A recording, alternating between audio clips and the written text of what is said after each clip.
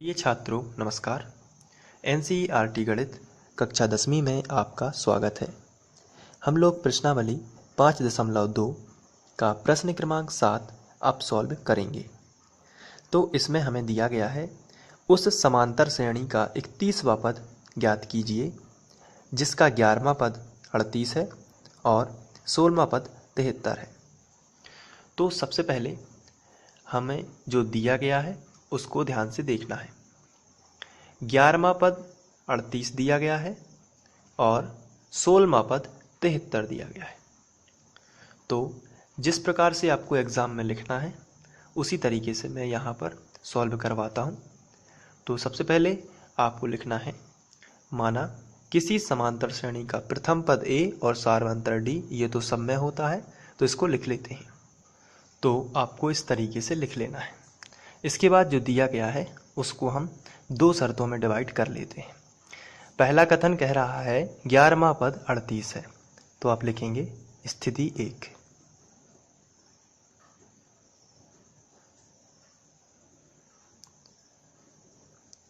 ग्यारहवां पद यानी यहाँ पर आप लिख सकते हैं a, या फिर आप हिंदी में ही लिख दीजिए 11वां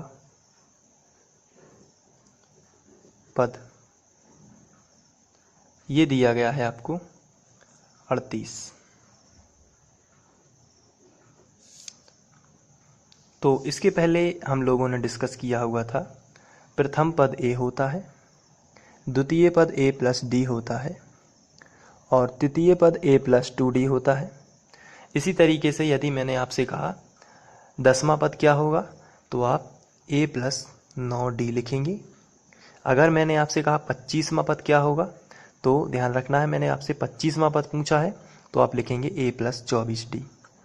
इसका मतलब है कोई भी पद हो, कोई सा भी आपसे पद पूछा जाए, आप उसमें एक घटाइए और d लिखिए। जैसे 25वां पद आपसे पूछा गया है तो आप 24d लिखेंगे।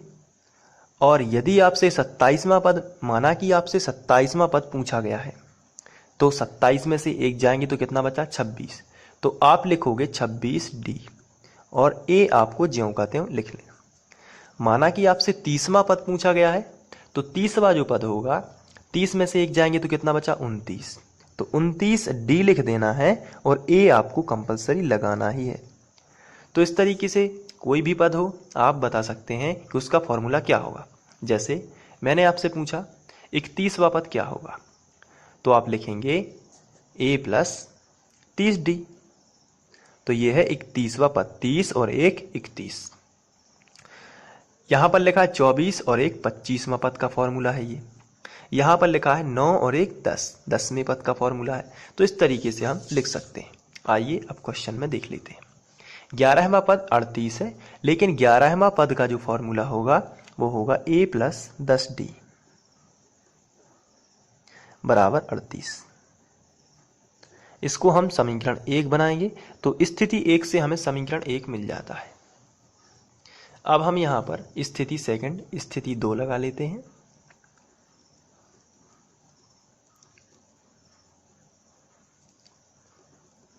स्थिति सेकंड में हमें दिया गया है, क्वेश्चन में पढ़ लेते हैं। 16वां पद 73 है, तो चलिए यहाँ पर आप लिखेंगे 16वां पद और ये दिया गया है 73। तो 16वां पद है इसलिए 16 में से एक गया कितना आया 15, तो 15d आ जाएगा यहाँ पर और a कंपलसरी रहता है तो a, तो 15 और 1 16वां पद का ये फॉर्मूला बना लिया। बराबर लिखा है तो बराबर और 73 लिखा है तो आपको 73 लिख देना है। तो ये एक समीकरण नंबर 2 बन जाएगा। अब आपको क्या करना है कि समीकरण 1 में से समीकरण 2 घटा देना है, तो a और a कैंसिल हो जाएगा घटने पर और d का मान आपको मिलेगा। तो सबसे पहले आपको लिखना है समीकरण 1 माइनस 2 से। अब दोनों समीकरणों को साथ साथ लिख लेते हैं इस तरीके से। तो यहाँ पर जो पहला समीकरण है ये यहाँ पर लिख लिया है और ये दूसरा समीकरण है यहाँ पर, और ये है समीकरण 1 और ये है समीकरण 2, दोनों लिख लिए। अब हमें घटाना है, तो घटाने के लिए आप यहाँ पर लिख सकते हो घटाने पर, और यहाँ पर जब घटाने पर है तो आप नीचे वाले समीकरण के सभी चिन्ह बदल देंगे। तो यहाँ पर चिन्ह बदलना है, ये इसका जो चिन्ह है ओरिजिनल चिन्ह वो प्लस का है, क्योंकि कोई भी साइन ना लगा हो तो वो प्लस का माना जाता है। यहाँ पर भी कोई भी चिन्ह नहीं लगा है तो ये भी प्लस का हो जाएगा। तो इसमें हम गोला लगाएंगे और हम इसका अपोजिट वहाँ पर चिन्ह लिखेंगे। जैसे धन का है तो ऋण का हो जाएगा, ये भी धन का है तो ये भी ऋण का हो जाएगा, और ये धन का है तो ये भी ऋण का। अब आप एग्जाम में स्केल की सहायता से भी एक लाइन खींच सकते हैं यहाँ पर, और उसके नीचे जो बचेगा उसको लिखना है। यहाँ पर a और a कैंसिल हो जाएगा। यहाँ पर -15d है और +10d है, तो माइनस का ज़्यादा है, तो बड़ी संख्या में से छोटी संख्या घटाना है, यानी 15 में से 10 जाएंगी तो कितना बचा, तो आंसर है 5 बचा। लेकिन बड़ी संख्या माइनस की थी इसलिए माइनस आपको लिखना है। हमेशा आपको बड़ी संख्या में से छोटी संख्या घटानी है, लेकिन जो चिन्ह रहेगा वो हमेशा बड़ी संख्या का रहेगा। d बराबर, यहाँ पर -73 है और यहाँ पर +38 है, तो इसको घटा लेते हैं। तो यहाँ पर 73 में से जब 38 आप घटाते हैं तो आपको मिलता है, बड़ी संख्या में से छोटी संख्या आपको हमेशा घटानी है तो आपको मिलेगा 35, लेकिन बड़ी संख्या का आपको चिन्ह लगाना पड़ता है। तो बड़ी संख्या माइनस की थी इसलिए माइनस, दोनों तरफ से माइनस कैंसिल, तो आगे बचेगा उसको लिख लेते हैं।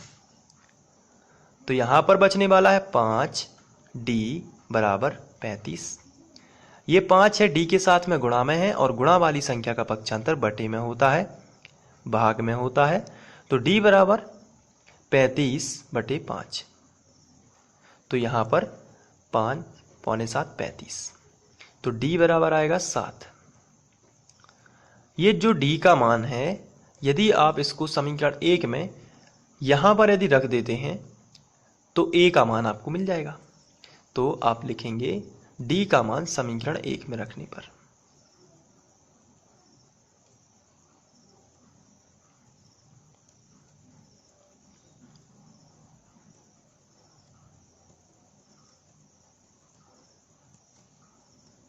चलिए समीकरण 1 देख लेते हैं। समीकरण 1 ऊपर है और ये है a + 10d बराबर 38। आपको दिखाने के लिए मैं यहाँ पर लिख देता हूँ a + 10d बराबर 38। अब यहाँ पर d का मान रख देते हैं, तो यहाँ पर इम्प्लाई जेड आप लगा सकते हैं क्योंकि बराबर चल रहा है, तो ये आप लगा सकते हैं एग्जाम में, ध्यान रखना। तो a + 10 और जो d का मान है वो हो जाएगा 7। ऊपर से देख के d की जगह पर ब्रैकेट में रखना है, क्योंकि यदि आप ऐसे ही 7 रख देंगे तो 107 हो जाएगा, तो आपको ब्रैकेट में रखना है, इसका मतलब इसमें गुणा होना है, बराबर 38। अब यहाँ पर पहले गुणा करेंगे, तो a + 10 7 70 बराबर 38। 70 का पक्षांतर इस तरफ कर देंगे तो a बराबर 38 और प्लस का 70 इस तरफ जाएगा तो माइनस का 70 हो जाएगा। अब यहाँ से a का मान जो हमें मिलने वाला है वो हो जाएगा -32। तो इसको भी हम ब्रैकेट में बंद कर देते हैं। अब a और d के मान मिलने के बाद हमसे जो क्वेश्चन में पूछा गया है, आइए देख लेते हैं क्या पूछा गया था। तो हमसे पूछा गया था कि उस श्रेणी का 31वां पद ज्ञात कीजिए। तो कौन सा पद? 31वां पद हमसे पूछा गया था। तो चलिए 31वां पद का फॉर्मूला क्या होगा, तब तक आप मुझे बताइए कितना होगा 31वां पद का फॉर्मूला। तो आंसर है 31वां पद, 31 में से 1 घटाइए कितना बचा, तो आंसर है 30 बचा। तो 30d लगाना है और ऊपर जो है यानी सबसे पहले a लगा देना। तो a + 30d ये हो जाता है 31वां पद। तो इसको हमें ज्ञात करना है, तो आप ऊपर जाके हेडिंग भी डाल सकते हैं 31वां पद।